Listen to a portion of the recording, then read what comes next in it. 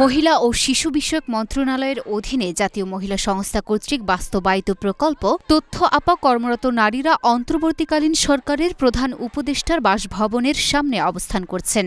তারা চুক্তিভিত্তিক বাতিল করে রাজস্ব করতে অবস্থান করছেন।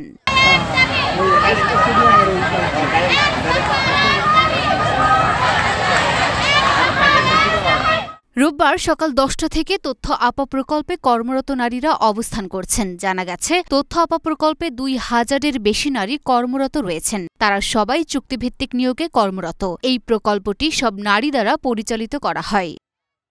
যে প্রকল্পের মেয়াদ শেষে আমাদেরকে এই জনবল সহ রাজস্বে পাঠানো হবে, কিন্তু ওনারা এই রাজস্বের কোনো ধরনের কর্মকাণ্ড না করে ওনারা এক বছর করে মেয়াদ বাড়িয়ে যাচ্ছে এবং এই 30 জুন মেয়াদ শেষ হয়ে গেছেন। ওনারা আরও 1 বছর বাড়ানোর জন্য পদক্ষেপ নিয়েছেন।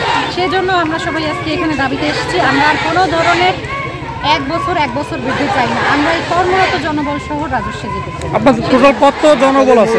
আমাদের 2000+ এবং আমাদের সব কর্মকর্তা কর্মচারী সব নারী।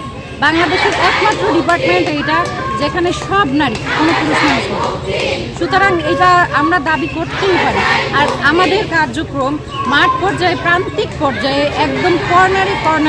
অন্তর্বর্তীকালীন সরকারের প্রধান উপদেষ্টার বাসভবন সরকারি গেস্ট হাউস যমুনার সামনে বিভিন্ন স্লোগানে 5 শতাধিক নারী অবস্থান নিয়েছেন। Luna Afroz, Dhaka post.